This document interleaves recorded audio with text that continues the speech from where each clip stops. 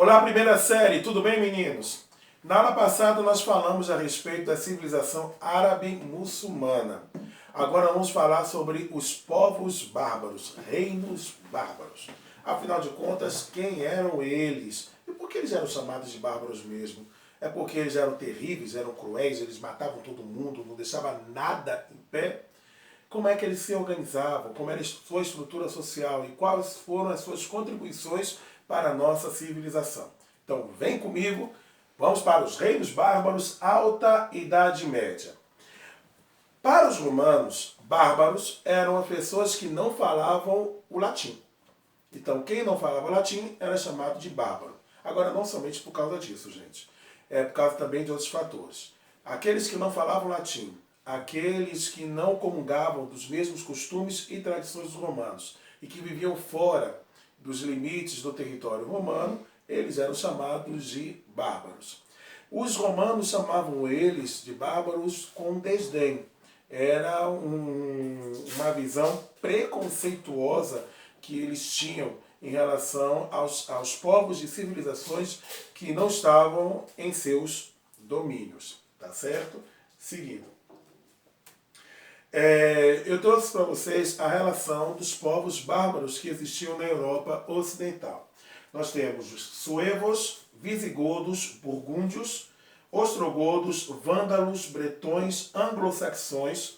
Temos anglo-saxões e os saxões. Temos alamanos, os lombardos, os vikings e os hunos. Parte desses povos bárbaros, eles entraram no território do Império Romano do Ocidente de forma pacífica. Mas outros vieram de uma forma bem interessante, bem legal, como eu expliquei para vocês quando falamos sobre Baixo Império Romano. Estou me referindo aos hunos, o povo assim, gente fina, tranquilo, que fazia uma excelente coleção com colares de orelhas, tá certo? Colecionavam peles dos seus inimigos, colocavam em cima das costas do cavalo, coisas assim fantásticas e extraordinárias que os hunos faziam, tá certo? Mas não eram todos os bárbaros que agiam dessa forma assim terrível. Alguns eram mais tranquilos, outros eram gente fina do estilo tio Márcio de dizer. Seguindo. Agora, desses povos bárbaros, o que chama mais atenção são os chamados germanos, tá certo? Os germanos, eles não tinham um estado unificado. Então, assim, quando os germanos, eles não tinham uma estrutura política estatal, como nós observamos, por exemplo, em termos de império da civilização romana, entre os gregos. Mesmo os gregos, apesar de terem cidades-estados, mas essas cidades-estado eram cidades que estavam plenamente organizadas em termos de estrutura política. Não eram unificados como os egípcios, como aconteceu com os hebreus, com os fenícios, com os povos mesopotâmicos e com os persas. A estrutura política dos germanos era uma estrutura bem sui generis, bem específica, bem diferente. A organização deles era tribal e o poder ele era completamente descentralizado. O que nós sabemos, enquanto historiadores, a respeito da estrutura política e social dos povos germanos é que o poder estava concentrado na Assembleia de Guerreiros. E essa Assembleia de Guerreiros era que tomava as decisões a respeito do que deveria ser feito na vida comunitária. Os germanos, os povos bárbaros germânicos, eles eram monogâmicos, ou seja, eles acreditavam que o casamento deveria ser a união entre um homem e uma mulher. Que é uma coisa bem interessante, porque, por exemplo, os romanos, apesar de se declararem monogâmicos, mas eles toleravam a bigamia e a poligamia. Era tolerada entre os romanos. A mesma coisa entre os gregos. Em diversos povos da civilização oriental, eles permitiam a prática da poligamia. Um homem está casado com várias mulheres. Apesar que era muito raro a chamada poliandria, que era uma mulher casada com vários homens. A poliandria acontecia em algumas tribos africanas e alguns grupos asiáticos, mas você não observa a poliandria na civilização europeia. Agora, uma outra coisa que é muito interessante a respeito dos bárbaros, que aí é um tapa na cara dos romanos, é a forma como a mulher era tratada. Porque para os bárbaros, homens e mulheres, eles tinham igualdade de direitos. Na verdade, é a primeira civilização que nós vamos observar uma relação de paridade homem-mulher. Porque geralmente, nas civilizações que nós estudamos até agora, a sociedade ela é patriarcal. Ou seja, um homem ele é o chefe da família. E o homem tinha mais direitos que a mulher. A mulher era vista apenas como aquela que deveria cuidar da casa, cuidar da família e cuidar das crianças. Ela era vista como uma procriadora, como nós observamos, por exemplo, na cidade de Esparta. Apesar que a mulher espartana ela tinha uma posição social melhor do que a mulher ateniense, mas ela estava nessa posição melhor pelo fato que ela gerava soldados para Esparta, só por causa disso.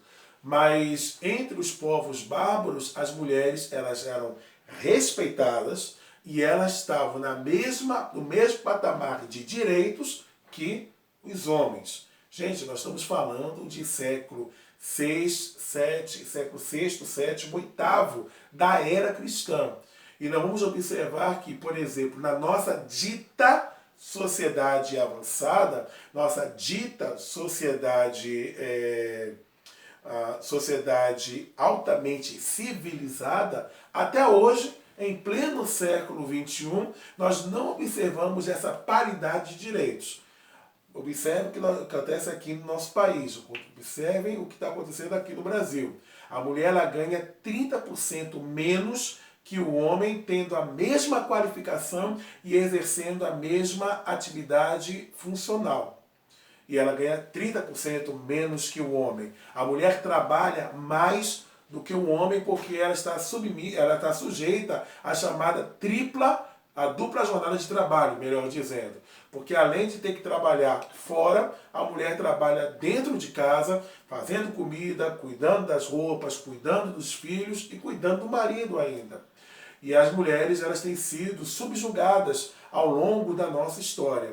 Então estamos em pleno século XXI, mas ainda encontramos mulheres sofrendo violência doméstica, ainda encontramos pouquíssimas mulheres exercendo funções de chefia e de comando, não temos mulheres exercendo o posto de oficial general no Exército Brasileiro, não temos mulheres exercendo posição de comando como oficial general dentro da Força Aérea Brasileira, temos uma que está exercendo esse alto comando dentro da Marinha, e mesmo assim foi mais por questão de antiguidade do que por questão de mérito, tá certo? Ou seja, ela não foi indicada para o oficialato por questão de mérito, mas muito mais pelo cumprimento da parte de antiguidade que é previsto na legislação militar brasileira. Então, e só tivemos uma única mulher que foi presidente da República. Aqui na Bahia mesmo, nunca tivemos uma governadora, nunca tivemos uma mulher governadora, nunca tivemos, já tivemos uma mulher senadora, que foi a Lídice da Mata, tá certo? Então, assim, as mulheres ainda têm um longo caminho a percorrer para que possam estar em uma situação de paridade, de igualdade de direitos, como as mulheres germânicas, as mulheres bárbaras, tiveram lá no período da Alta Idade Média. Passando. Os bárbaros, eles não desenvolveram a escrita. Então, eles não desenvolveram a escrita e isso trouxe algumas consequências. Por exemplo, a questão mesmo do que nós sabemos a respeito dos povos bárbaros, sabemos muito mais em virtude de historiadores romanos que presenciaram a estrutura e a forma de vida dos bárbaros do que por material produzido por eles. Nós não temos relatos produzidos por eles porque eles não chegaram a desenvolver a escrita. A maioria dos povos bárbaros não desenvolveram escrita. E isso teve repercussão, meninos, em relação à questão do direito. O direito entre os bárbaros era o direito consuetudinário. Nome estranho, né? Consuetudinário. Consuetudinário significa direito de costumes. Ou seja,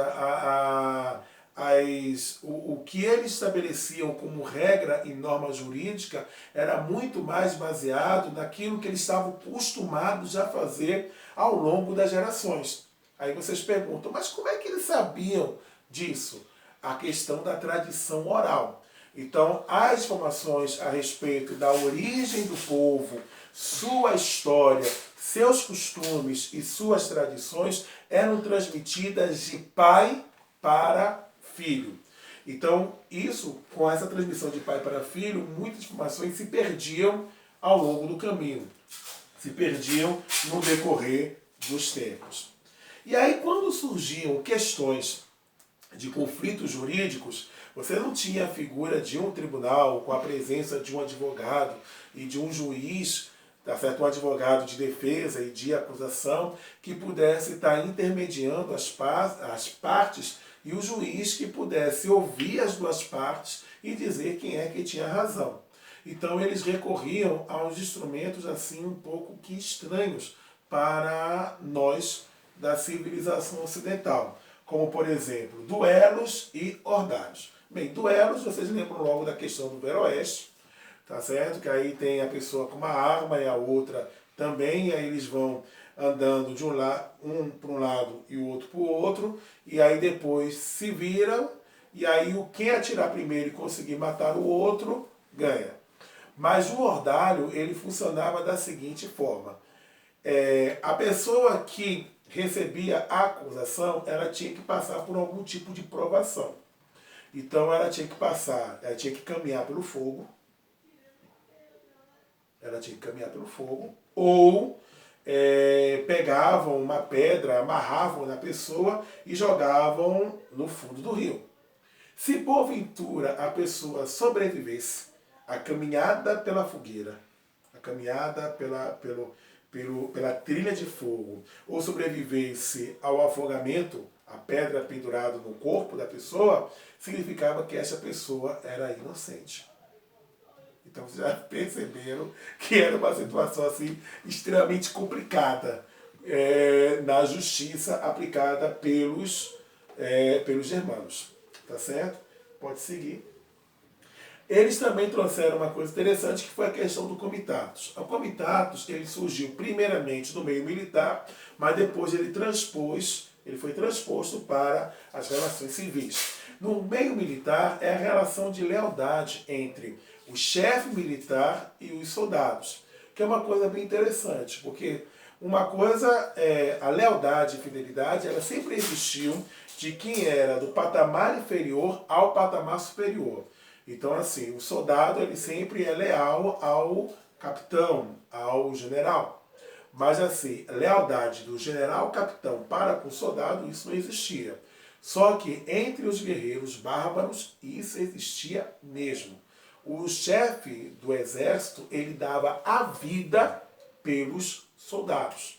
Então essa relação de lealdade e fidelidade entre chefe militar e os soldados chefe militar, ou a relação de lealdade entre servo e senhor, senhor e servo, vai servir juntamente, ou vai ser somado ao colonato romano e vai formar a relação de suzerania e vassalagem que nós vamos ver quando estudarmos feudalismo. Eles eram politeístas, eles adoravam vários deuses e cultuavam, além dos elementos da natureza, as forças da natureza, como o trovão, eles cultuavam a chuva, eles cultuavam os rios, os mares, etc. Eles também cultuavam aos antepassados. E aí isso nos traz à memória a questão da religião viking. Pode passar. Os vikings, eles acreditavam em um paraíso que eles chamavam de Valhalla. E na Valhalla, eles acreditavam que nesse paraíso ele era protegido por mulheres guerreiras, as chamadas valquírias. E as valquírias, elas eram as mulheres que pegavam as almas dos guerreiros que haviam morrido em combate. Então, o maior desejo de um Vinking era morrer no campo de batalha. Porque se ele morresse no campo de batalha, as valquírias guerreiras iriam pegar a alma dele e levá-lo para a Valhalla, onde ele viveria para sempre na companhia dessas valquírias e na presença do grande deus Odin. O grande deus Odin. E aqui está o mapa mostrando os reinos bárbaros que se formaram. Boa parte desses reinos meninos tiveram duração efêmera, ou seja, duraram pouco tempo. Apenas o reino franco, que depois viraria Império Carolíngio, e os anglo-saxões que iriam formar o Império Britânico, que iriam prevalecer. Mas os outros, eles foram se dissolvendo com o passar do tempo. Então nós tivemos os visigodos, os suevos, aqui é o território dos francos, aí a região dos burgúndios, aí tem os alamanos, os saxões, onde hoje fica a região da Alemanha, os anglo-saxões nas Ilhas Britânicas, temos os ostrogodos que tomaram conta da Península Itálica e da parte norte da Itália e sul da região da Áustria. E temos os lombardos, temos os eslavos um pouco mais à frente, e aqui o território do Império Romano do Oriente, que sofreu investidas bárbaras, mas que se manteve firme até o ano de 1453, quando eles foram dominados pelos turco-otomanos. Com isso, meninas, a gente encerra Reinos Bárbaros. Na próxima aula falaremos sobre Império Carolíngio. Vamos falar a respeito de Pepino Breve, de Carlos Magno, de Lotário e de Carlos o Calvo. Mas isso, próxima aula. Um grande abraço.